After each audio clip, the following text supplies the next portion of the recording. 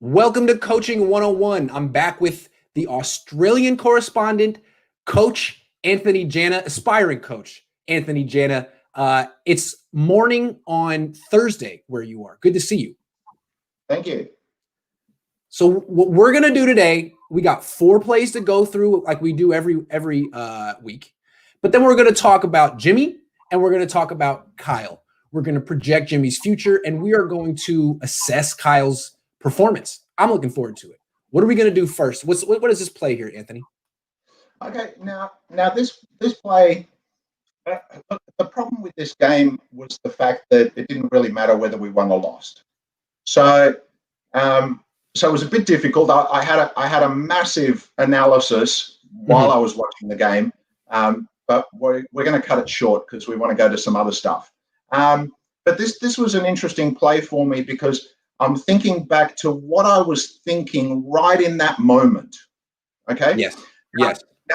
Now the play before this is a 3rd and 3. Yeah. Yes. But the play before that was like a 2nd and 3, and Kyle ran the ball. Now we didn't get any yards for it. Okay. So well, but that happens, and I'm just trying to show everyone what I was thinking right at this moment. And my thought process just before this play was, come on, Kyle, run the ball again. Don't lose your nerve. It's 3rd and 3. Yeah. Keep running the ball. Yeah. And what happened? He lost his nerve. Yeah. Come on. So it's like we talked about on last week's show. Early in the game, this is the first quarter. Early in the game, we want to establish the run game.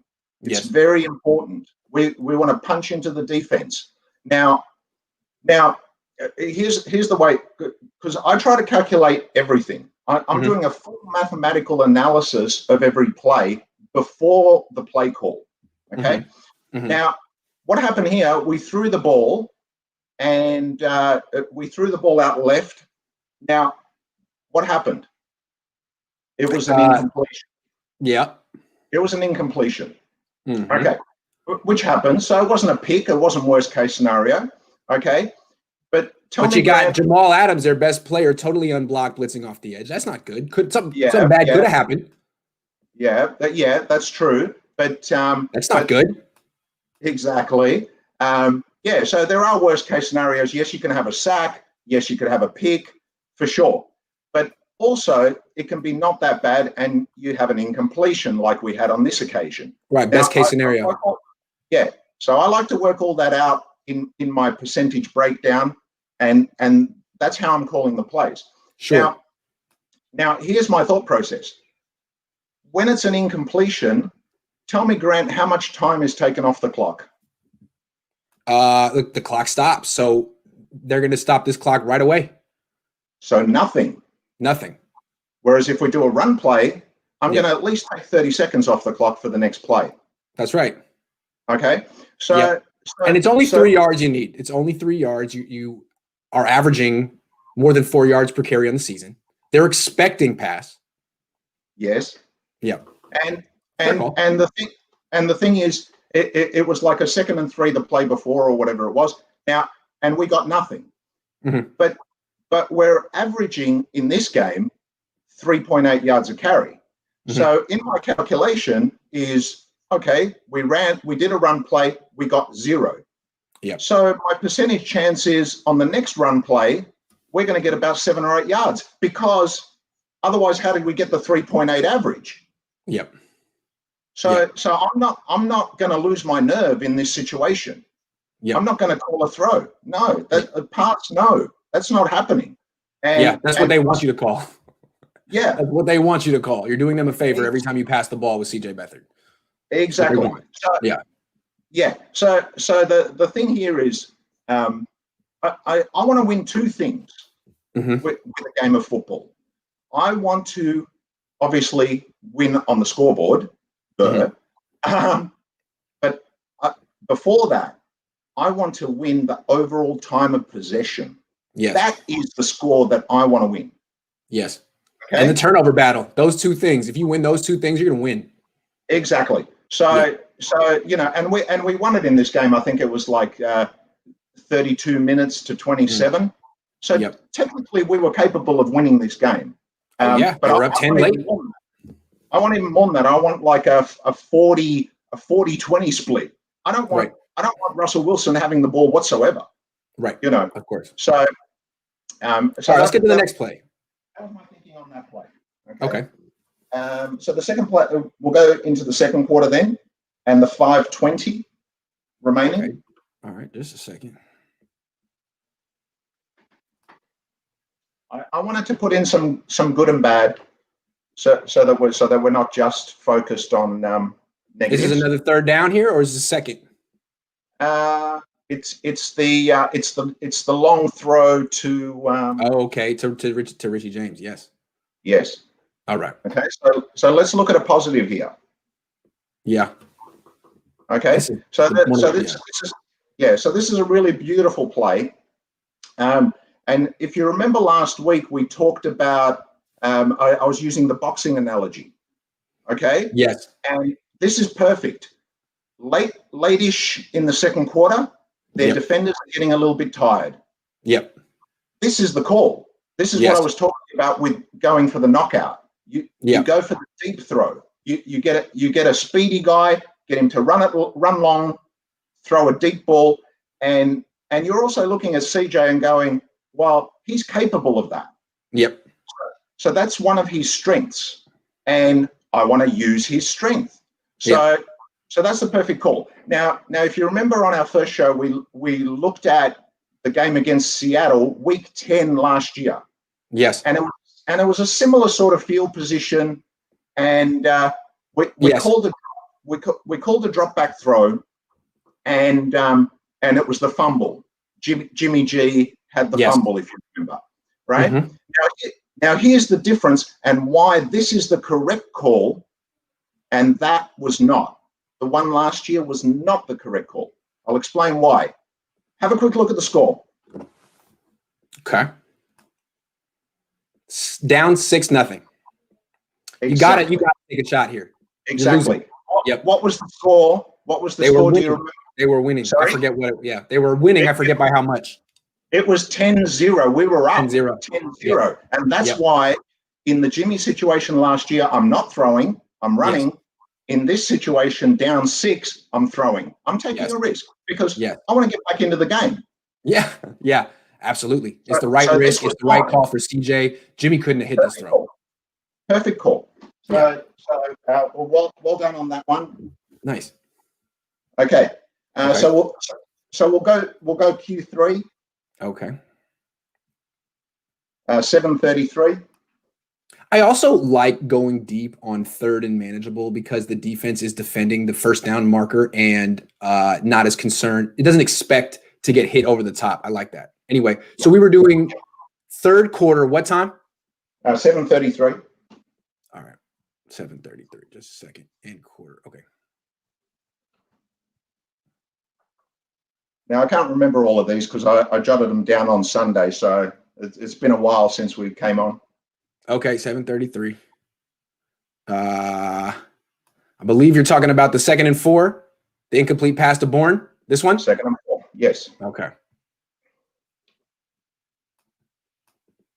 Okay. Now there were 3 plays here. It's actually the first, second, and third play. Okay. And we're talking about, but we'll use this one as a show. So here's the scenario. Here's the situation. The score is like 6-6. Yep.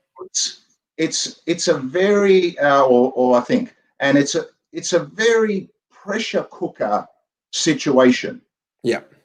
As head coach, you've got to sort of put yourself in the position of the player. Yeah. So I'm actually putting myself in CJ's shoes right now. Mm-hmm. And he's done a fantastic job. He's got the deep throws. He's got the throw to Kittle. He's got us to this position. Okay? Kittle did the amazing catch, all of that, right? So he's got us to this position. And what I'm looking at on the 1st and goal, it's actually 1st and about 7. Mm-hmm. So I've actually got 3 plays to only get 7 yards. Yeah. And we're averaging 3.8 yards a carry. Yeah. So what I'm doing here is I put myself in CJ's shoes and I go, this is a young guy. He's a third string quarterback. The scores are level. This is crunch time. Yeah. And do I want to put it all on his shoulders? I do not. No, absolutely not. So just the fact that we're calling this, and you know, I mean, he didn't see George Kittle in the corner wide open. Yes. However, it's CJ. That's what CJ does. What would you expect, Kyle? It's CJ. And it's the pressure of the moment. Yes. It's big time. It's big time. Because if he can succeed here, this is a potential contract for him next year. This is huge. Yes. Right? Right. I don't want to you brought me to the line. Fantastic. Well done, young man. That is awesome. I'm going to finish it off with the running. Yep. And you're going to look like gold. The team's going to look fantastic because I want the 7 points here because this is crunch time. And what happened, because we were throwing and whatever we were doing, we only got the 3 points. So we missed out on 4 points on this particular play. What was the final score? They lost by 3. They lost by 3. This was the moment. This was go for the kill. This was finish them because our defense was playing excellent. Russell, he was getting shut down beautifully. So, and this is a guy you can trust with the ball in his hands, and this is a guy you can't. Exactly. Yep. Now to prove my point on this, we're gonna go to the final play. All right. That we want to show. It's fourth quarter. Okay. It's fourth quarter, 14-22, I think. Okay. Yep. This is gonna be a touchdown. Yeah. Yes. Let's finish on a high note. Yeah. Okay. Yeah. Good point. Second and 5 for the 7-yard line. Oh my God, they ran the ball. Is there any difference between this situation and what we just saw in the third quarter? No, absolutely so we could not. have finished them. We could have finished them. Yep. Kill, dead in the water, done. Yep. And in the previous play. Yep. And this would have pushed us over the top, and there's no coming back. There's no coming back for Russell. Sorry. Yep. It's a good point. That's a really good point. Very simple. I've got 3 plays to get 7 yards. I've got a first down, second down, third down. I'm getting it in there. So and I'm not putting it on CJ's shoulders. He's too young. He's too inexperienced. He's a third string quarterback. I've got to do the right thing by him. So this is what CJ does well. This is what CJ does well. That thing right there is called handing off. That's what CJ does well. Well, That's good. Why not? And he's got a nice deep ball. He's got a strong arm. That's right. So with every player as a coach, you've got to look at what are the strengths, what are the weaknesses. Yep. And I want to maximize his strengths. I want to minimize his weaknesses. So a young, inexperienced, pressure situation, scores are like 6-6 or whatever it was. No. Who do you trust? Who do you trust? I would crack under that pressure. Yeah. I can tell you, I've played football. I know what it's like to be in high pressure situations, and your brain just gets scrambled, you know. And then at the end of that play, when he missed to Bourne and didn't see Kittle and all of that, he banged his helmet. Yeah. That tells me the pressure got to him. It was the pressure was too high because that was an easy read to Kittle. He should have made that. And here's the thing: if we're coaching here and it's Tom Brady, yes, I'm making that second down call. Yes, I'm making that throw. That's the point. Yes. That is the point. Yes. He coaches offense like he has Matt Ryan at all times. He doesn't. That's the problem. He has there's no when you watch him call plays, there's no consideration of who's on the field. Very, very often there's not. It's like, well, this is how I call plays. The guy's open. You got to execute. Okay. All right. Well, you lost again. All right. Well, that was really good. I like the way you go through those plays, and you don't necessarily look at like inside football stuff, but like common sense things. Dude, why are you running? Why are you passing here? And I thought it was good that we gave him credit for the long, deep throw when they were down. That was the right call. There's a time and a place to take these risks.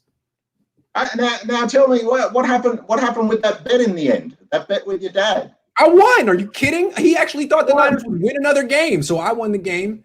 I won. Yeah, I won. I'm going to double or nothing. And he's going to. Yeah. So. All right. I'm really curious. I'm really curious though, because while I was watching the game, and remember when the score was 16-6? Yes. Didn't look good for me at that point. I was like, I wonder what Grant's feeling about that bet right now. All right, Anthony, I want to ask you about Jimmy. Basically, what everyone is arguing in the Bay Area is, should he stay or should he go? I don't think you've weighed in yet. We've been talking a lot about Kyle. We got more to say about Kyle in a minute, but let's go Jimmy first. Where do you fall in this debate and why? Well, yeah, I put the shirt. I put the shirt on especially. I don't know if you can see that. Wow, what a shirt! Yeah, so I put that on. Rack? I put that on because I knew Grant wanted to talk about Jimmy. So, so yeah. I mean, if I've got the shirt, that means I like Jimmy. Yeah. So, sure. So that's the thing. But if and again, this show is Coaching 101. Yes, it is. You know, and most of the stuff we talk about is the play calling and that kind of thing. Yeah. However, assessing the quarterback, that is the coach's job. Yes. That's yes, it it. is. Yes. Okay. So I've heard all the commentary. Everyone's put in their 2 cents worth, or well, in Australia it's 2 cents. So yeah, I've heard pretty much everything. So, God, let's have a quick look at it. There's quite a lot to it. First of all, if we're sitting in the coach's box, the first thing we want to do is assess the strengths and weaknesses again of a particular player. Okay. Now he's got some strengths, really has. His handoffs, he disguises them. They're elite. They really Yes. are. I swear. And I'm not even being funny. He's really good at handing the ball off. I know. He really is. And his play fakes are just as good. Yes. And it's very important for this offense. Yes, you're right. Exactly. So when I'm looking at that, I'm actually ranking him number 1 in the competition for that part of it. Okay. Yeah, right. All right. Number 1, no doubt. Okay. He's got a quick release, and he's good as long as the first read is there. Yes. Okay. So that's the thing. Okay. So they're the positives. On the negative is his reading of his progressions. His second read, third read. There's very well. There's the problem, and here's the thing. I'd like everybody to sort of put yourself in the quarterback's position, right? And what it is, if you look downfield, you can see the numbers. Okay. Now the thing for Jimmy, he can't really throw me outside the numbers. So it's inside the numbers, and there's a certain 20 yards level. There's a certain level, and it's not very far. Maybe 15. Yes. So he's got a box. Yeah. So that's the box. Yeah. Exactly. So he's like a basketball player who can't shoot threes. He just has to get in close. Yes. So the thing is, like, Grant likes chess. Now, if I'm playing chess, yeah, everyone's different. But if I'm playing chess, I don't want to lose the queen early. I would imagine. Yeah, then you lose. Yeah. And I don't even want to exchange queens. No, that's not happening. Because why do I want the queen? Because I want to take the deep shot. You want the queen for the end game. I want to go long. I want to set it all up and then go for the checkmate at the right time, right to the end. Now, if I'm a coach and my quarterback has only this much of the field to play with, yes, it's like I'm playing with one of the knights, the horses. It's like you don't have a queen. Exactly. That's all I've got. There's no one who can go all the way. Yep. Very hard to win. You're only making little moves, little hops. Yeah, you're right. Yeah, I'm with you. So that's all very nice, but You don't even have a bishop. You don't even have a rook because those can go from one end to the other. It's true. Exactly. Hey, Exactly. before we move on from Jimmy, let me add one thing to his weaknesses, because there's one weakness I think that people don't talk about enough. He got hurt. He doesn't have a great offensive line, but I think he lacks what I would call natural instincts to avoid a pass rush. Tom Brady has him. Russell Wilson has him. Mahomes has him. I think there's just way too many situations where Garoppolo gets sacked or is rushed where he could avoid the rush and he kind of just doesn't know what to do. I think he has really poor feel for avoiding a pass rush. Yeah. And yeah. And the perfect example was the game that just happened. It was Russell Wilson's movement inside and outside the pocket that won that game for them. Yes. You know? Yes. And there's a reason that Jimmy Garoppolo got hurt right away and then got hurt a second time when Nick Mullins made it about how much? Eight starts without getting hurt? I mean, Mullins has a better feel of moving in the pocket than Jimmy. Jimmy is kind of a sitting duck back there. Yeah. Well, Mullins the same. I just look at it and I go, here are the positives, here are the negatives. And, it's exactly the same thing. Same with CJ, same with everyone. So that's the big thing. He's a statue there. So, he does put the number 3 on Jimmy in Seattle. He doesn't win that game. He doesn't win that game on Sunday. No. And what I think a lot of Niner fans are obsessed with mobility, like how fast a quarterback is. It doesn't really matter. Colin Kaepernick ran a 4.5. It wasn't particularly – he didn't have great instincts to avoid a pass rush. Tom Brady is the slowest quarterback in the league, and he is a genius at just sliding, moving, keeping his eyes down the field. That's the skill. And to me, it is like a 40 time for a wide receiver. It's God-given. I don't know that you necessarily can improve on it. It's something that Tom Brady has. It's something that Jimmy Garoppolo does not have. And when people talk about tools of a quarterback, they should be looking at that stuff, not arm strength. Arm strength is something you can work on. That's all I'm saying. My little spiel. Very good. Very good. Yep. So sorry if I'm talking too much and not giving you a chance, Grant, but you said you had a sore throat. I'm okay. You said you had a sore throat, so I thought, I had some tea. I'm back. No, I'm good. Is there anything else you want to say about Jimmy, or should we move to Kyle? Because I don't want to rush you. No. This is really important because I've got a big one for Jimmy. Okay. So I've heard all the conversations. I've heard all the arguments. Right. I've heard all the pro Jimmys out there. That's fine. I respect that. But here's the thing. Here's what I'm hearing. I heard a funny one the other day, and the guy said that Jimmy is the 20th best quarterback. That's an opinion. Okay, that's not necessarily true, but anyway, 20th best quarterback. He's the 11th highest paid. Good point. Okie doke. So what you're saying is he's overpaid. Yes. And underachieved. Yes. And then his conclusion was, therefore we should keep him. I'm like, hang on a minute. What point are you arguing here? I don't get this. Yeah, I don't think they should keep him. I don't think we should keep. If he's the 20th best quarterback and he's the 11th highest paid quarterback in the league, you got to go. You cannot be paid that much money. Sorry. And you can't even stay on the field. Nah, you got to go. Yeah, so I'd like to say something. I've heard all the arguments, right? Here it is. This is it, okay? People, the big thing that people say is he's cheaper. You know, Russell Wilson's $35 million a year. He's only $27 million, right? Only, yeah. Okay. Yeah. Okay. So, but you know, like me, Grant. I'm accounting background. So I analyze it to the death. Now, here's the way I see it. We can look at this year. We can look at the last 3 years. Let's look at the last 3 years. Okay. Now, this is the way I analyze it. And you can talk Aaron Rodgers. You can talk Russell Wilson. All the high paid. Patrick Mahomes. All of them. But they're top. They're elite. Okay. So here's the thing. Okay, let's look at Russell Wilson. He's on $35 million a year, if I'm correct. Yes. Okay. So for the last 3 years, we're talking $105 million. Okay.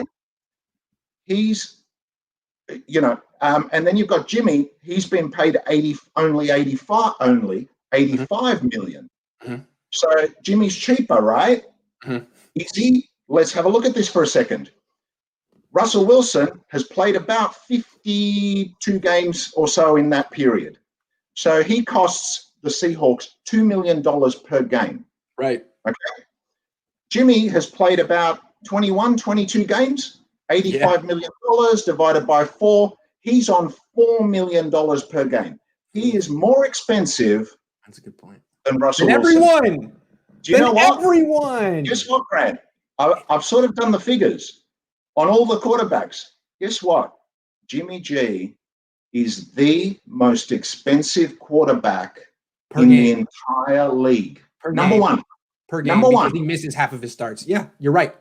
The most expensive.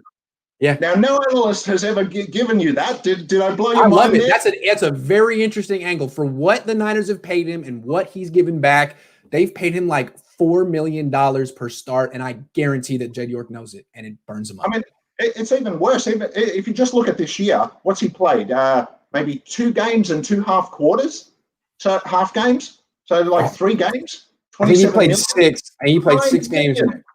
We paid him $9 million a game this year. I mean, that's crazy.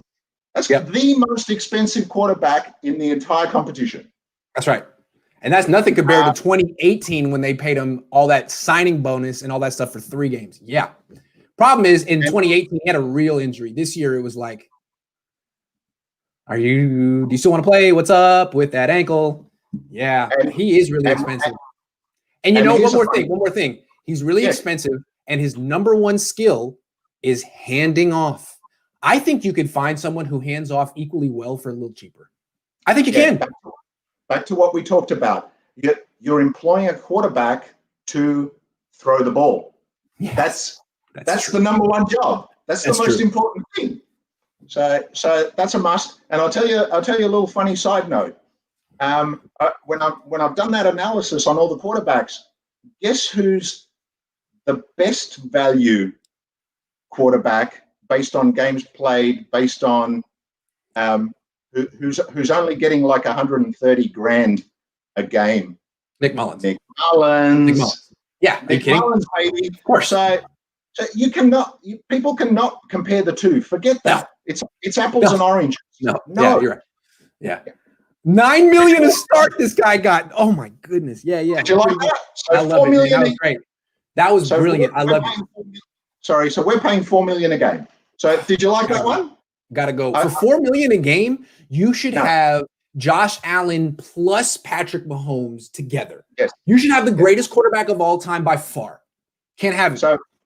So in conclusion, yes, we have to cut Jimmy, absolutely, 100%. And the other thing is, people are ranking him the 20th best quarterback. Well, I don't see it that way because that's just an opinion. Okay. Now I don't like to give an opinion. Okay, I've got a question for you, Grant. If he's the 20th best quarterback, okay, that means there are 12 teams that should be tripping over themselves to grab him as the number one starter. Can you name me those 12 teams? Good point. That's a good point. I can only name 1 or 2. So for me, I don't make an opinion as to where he's ranked. I look at this. I look at the facts. The evidence. And look at the evidence. Yeah. The facts tell me he's at about number 30, 35, somewhere in there. Okay. Sorry. It's not me. It's not right. The only teams that I think I think you're right. I think if the Niners cut Jimmy Garoppolo based on his season, this year, his lack of durability, I don't think any team would give him a starter's contract. The best he would get is the ability to compete, even in New England. If he went back to New England, they could still draft a guy in the second round and say, "Sorry, Jimmy, we really like you, but this guy's 22." I don't know what to tell you. Exactly. So my prediction is that he should be cut, right? And it's trade value. He didn't have trade value. And it's not only that; it's a total accounting analysis. What you want to do is people are just looking at the cost side, the expense side of the sheet. So, but I look at the income side as well. Okay.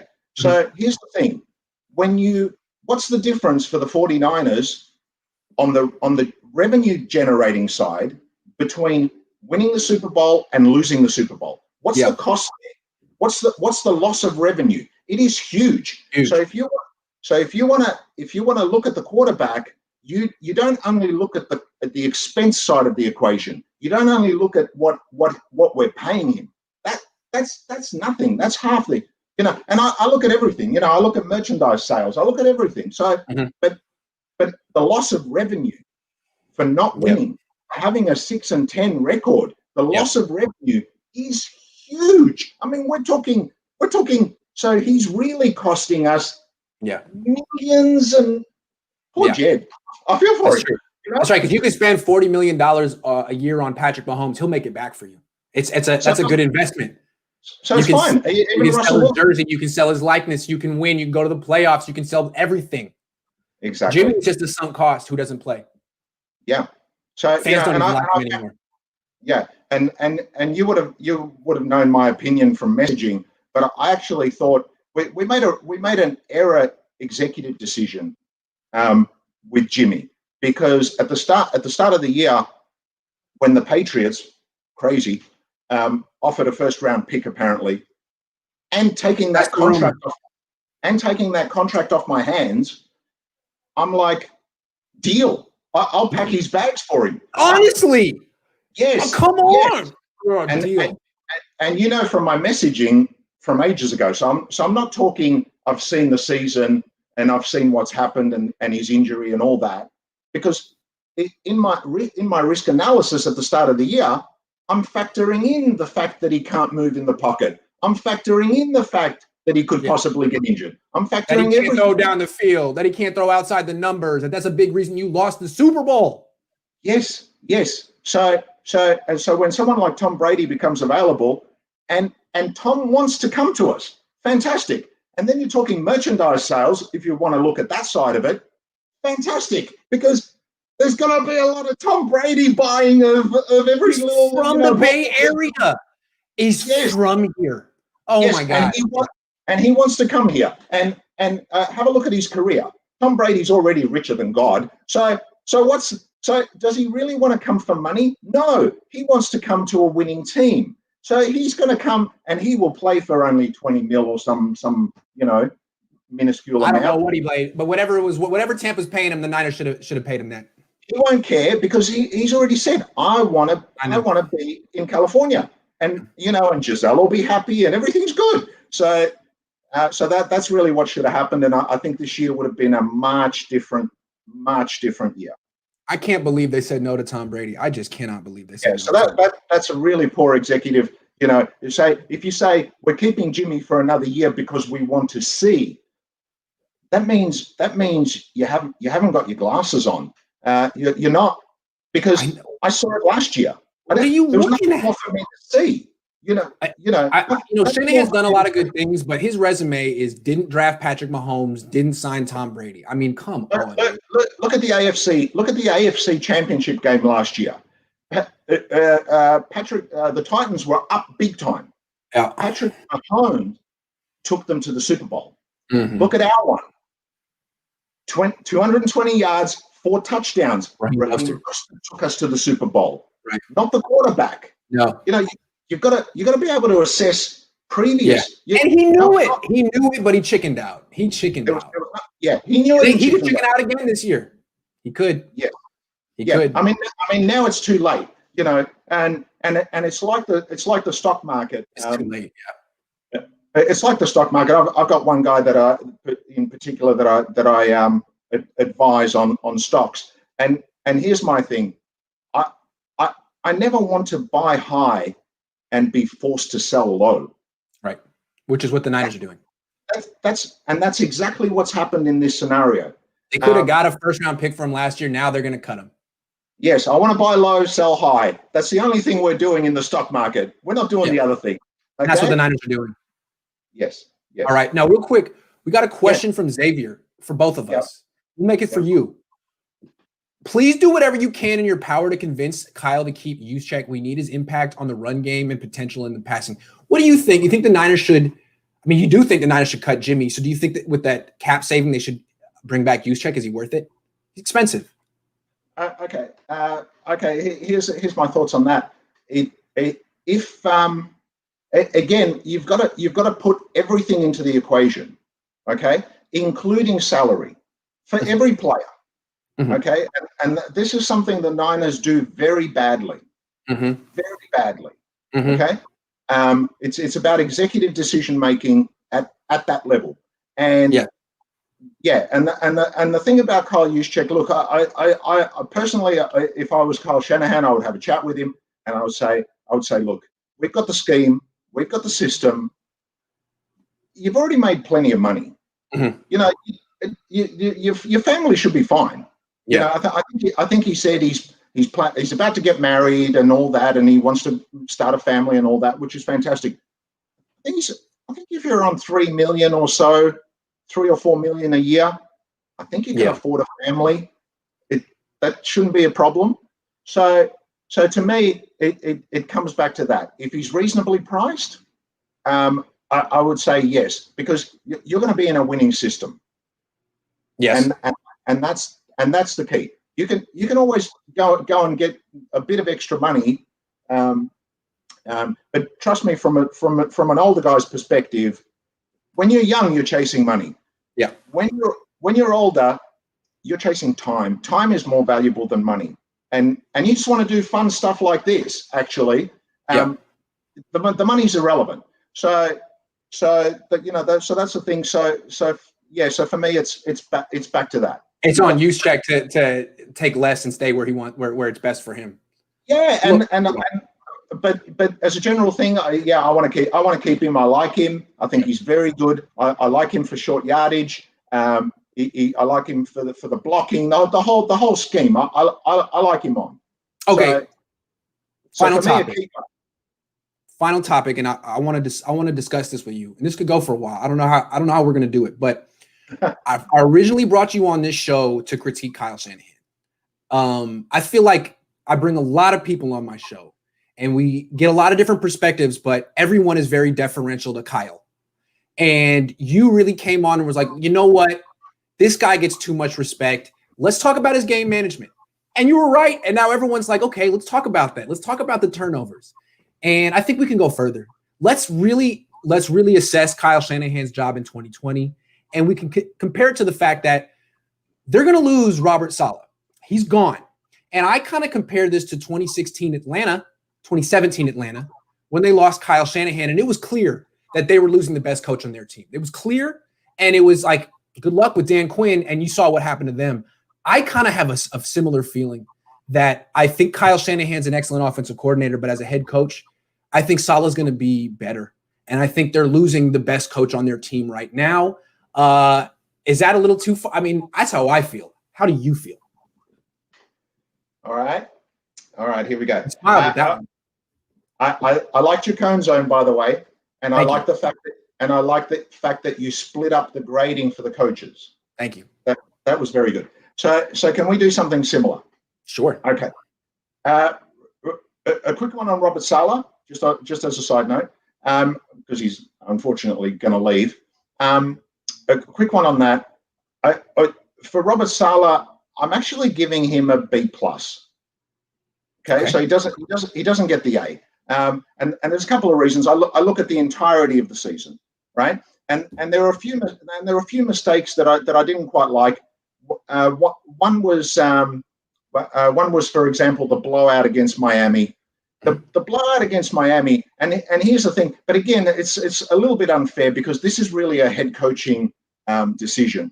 But here's the funny thing: you had Allen in the corner, and the thing is, Kyle came on after the show and did his presser, and he said we had the option of Allen, Webster, and Tavarius Moore. Mm-hmm. Mm-hmm. However, none of them really had any snaps in practice. Blah blah blah blah blah. Okay, executive decision here. Why am I going with Allen? Why am I going? Tavarius Moore has played corner in the past. It's not like it's completely foreign to him. Executive decision in this moment is, I'm going with Tavarius Moore. Yeah. That was a poor decision. Yep. Now, So I put that a little bit on Salah in my opinion. Then you have the game against the Bills. The game against the Bills, we went we went with this whole zone defense that I don't like. Didn't work. And the thing is, Josh Allen. The thing is, if you look at that game, the Bills defense was playing tight, super tight, right? Mm-hmm. And Paul Mullins was throwing into the tightest windows. You need to look at a game much more carefully than just in stats and all that. Whereas we played the zone, and here's Josh Allen. He's throwing through a barn door. I mean, he's not getting windows to throw at. And that made him look fantastic. So so there are a few games throughout the season. So I give him a B plus. I give him a B plus. Fair enough. Okay. Now, Kyle Shanahan. Here we go. As an offensive coordinator, I'm giving him a C plus. Okay. As a head coach, so I'm splitting it into three. Okay. Mm-hmm. As a head coach, here's what we're looking at.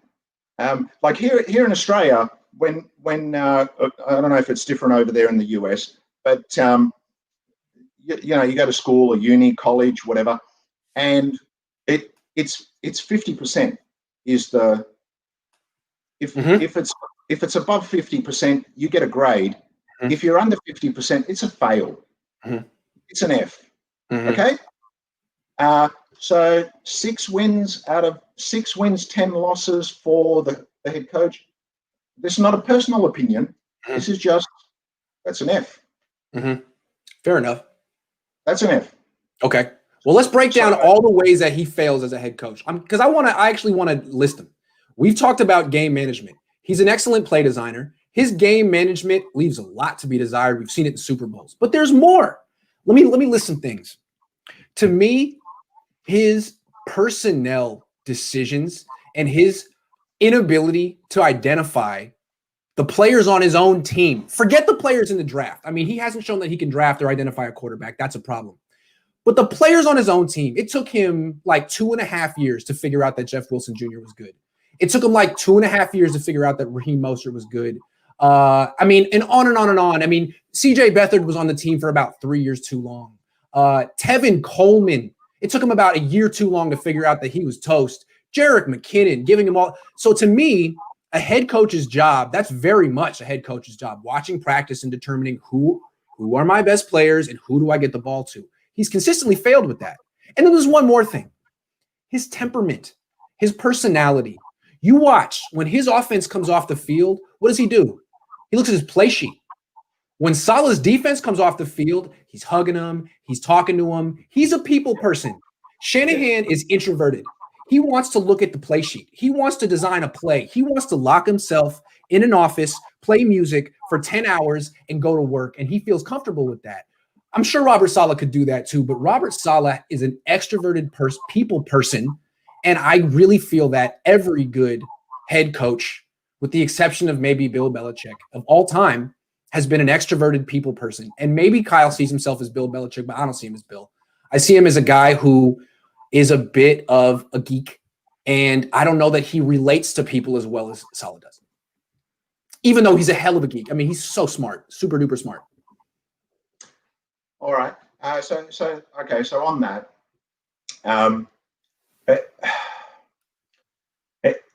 look, I would never apply for a head coach's job. Don't want it. Don't need it. It doesn't matter, because you have to, as a man. I mean, he's only 40, so he'll learn. When I was 40, same thing. I didn't know what I was good at and what I was not good at. Mm-hmm. You have to understand that. You have to look inward. You have to look at yourself. Mm. And you don't do a job just because, for the ego. This is the top job. This is what I need to aspire to be. I wouldn't want to be head coach because I don't have the qualities required to do that job. Mm-hmm. So I don't want that job. Okay. I'm more than happy to sit in the back office, low profile, all that sort of stuff, and just do my analyzing and strategy and just help with the executive decision making and all of that. That's it. Okay. So yes, you're right. It needs an extroverted, it needs a super hyped up sort of guy in certain circumstances. I don't think Kyle has that. He's more of an introvert, which is fine. Doesn't it just feel like when he left the Falcons? I mean, when he left Atlanta, it was so clear that Atlanta was screwed, and that owner needed to do something. That the superstar from his coaching staff was walking out the door, and it wasn't going to work out with Dan Quinn and Kyle Shanahan's replacement.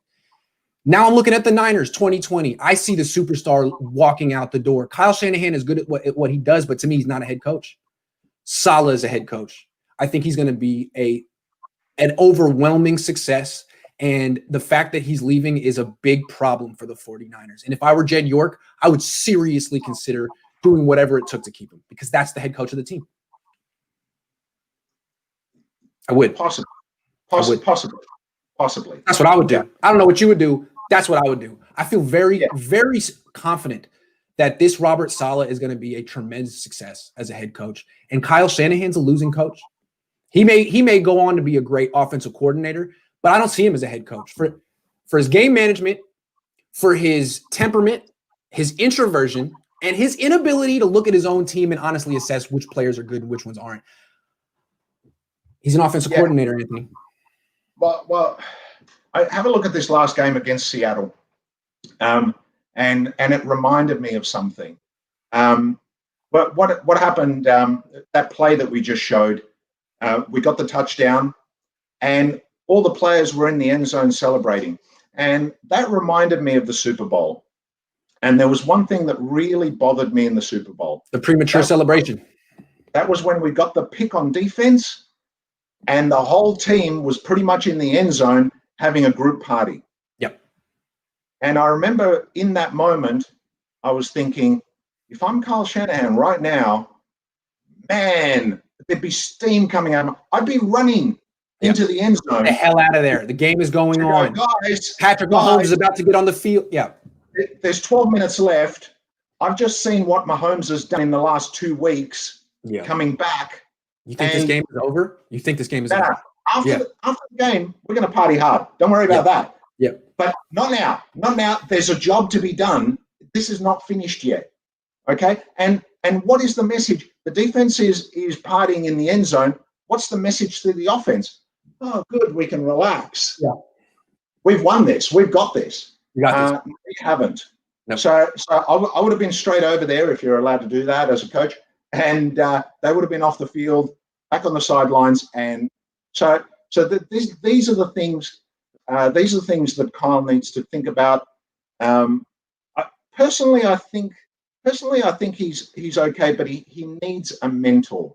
He needs somebody a little older who can just guide him along. Are you volunteering? I volunteered last year.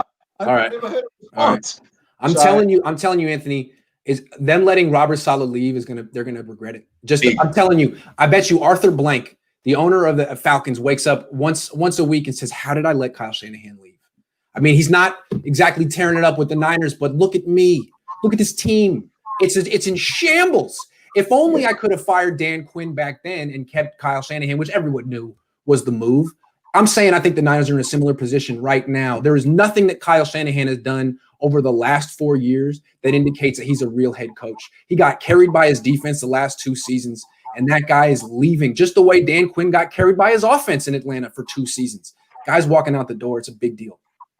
Well, you have to, just on that topic, you have to think about, if you're an organization, billion-dollar organization, you've got to think about, it's like what they said on their press conference. Did you hear that comment where they said, we've got great people in the building, but we're always looking to bring in quality people. Mm-hmm. Really? Yeah. That's not what I've seen.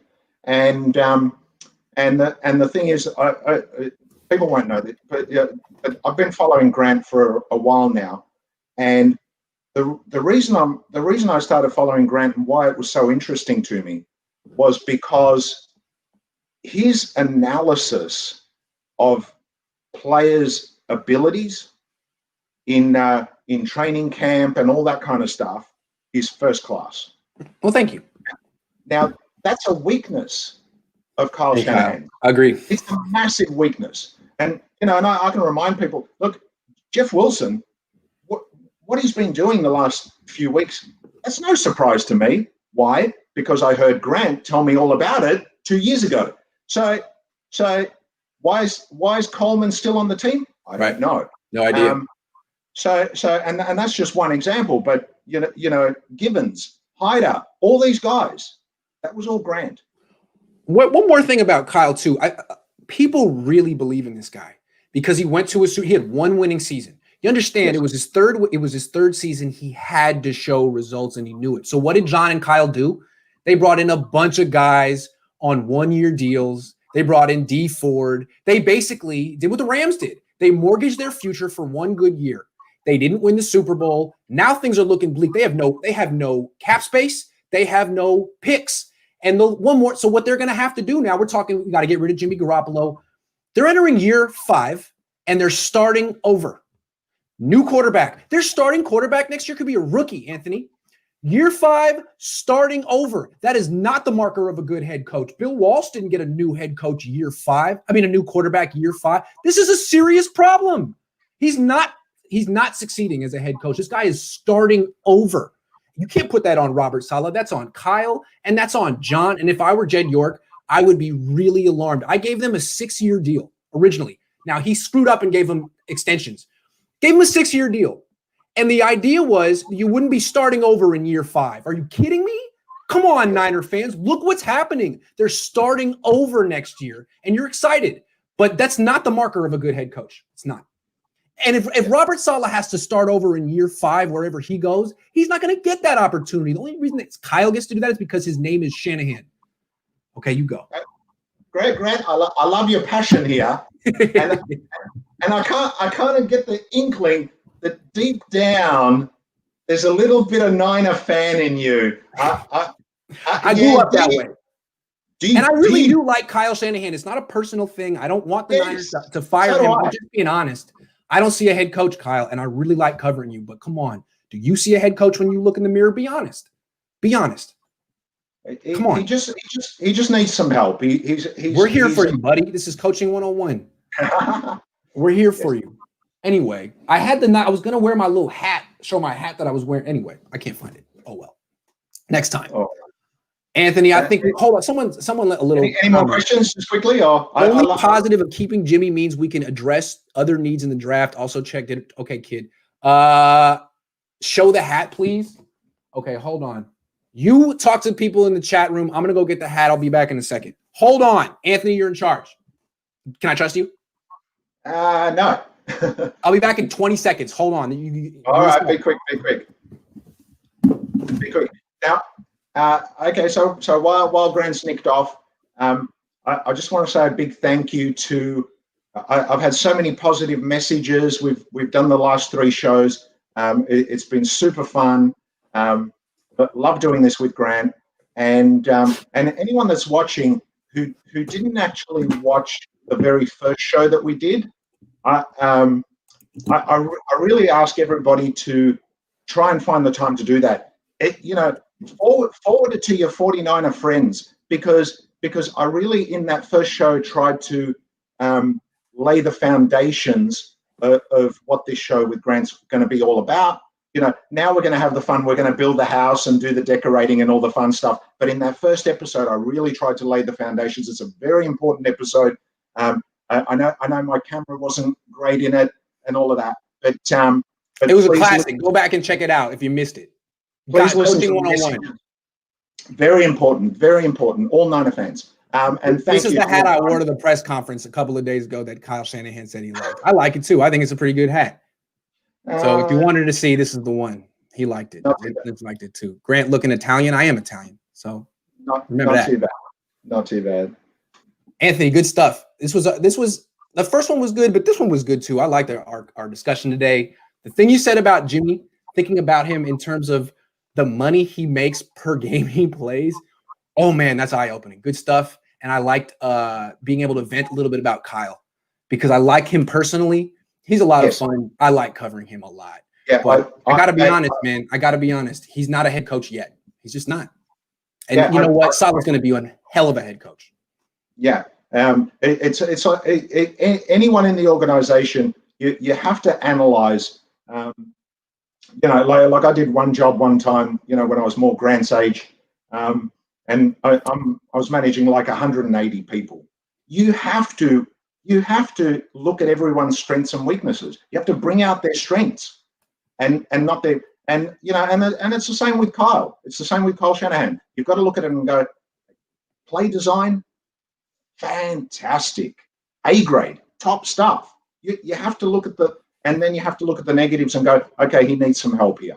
Let me put it this way. Let's put it this way. Niner fans have a lot of faith in Kyle. Do you have any faith in Kyle that he's going to pick the right quarterback this year? Do you, Anthony? Because I don't. He's going to mess it up. He picked CJ Beathard. I don't trust him. Don't trust him. But you answer. Well, here's the big question. Here's the big question on that for next year. Okay. Is Kyle on his own in the head coach's spot, or has he got us helping him?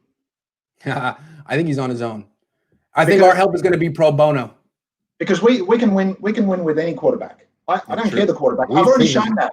I've already shown the evidence. No doubt. Win with CJ. We can win with anyone. It doesn't matter. If you can win with CJ. I have a question for you from Austin. Anthony, do you know the show Rake? It's my closest connection to Australian culture. I haven't seen that one. I'm more like a Ferris Bueller and all that kind of stuff. I love Ferris Bueller. Do you watch the show Wentworth? No. That's an Australian show about a women's prison. I recommend it. It's terrific. A women's prison? Really, really good. It's fantastic. Anyway. Well, we were in COVID lockdown for quite a while, so it's a good one. I recommend it. I felt like we were in prison for a while there. All right, man. My voice is dead. Thank you so much for coming on today. We'll be back on Tuesday. I mean, what is it? Wednesday. Yes. All right. Thank you to all the fans. Thanks so much for watching.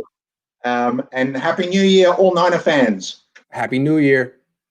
Have a great Thursday. We're looking forward to our Thursday eventually. See ya.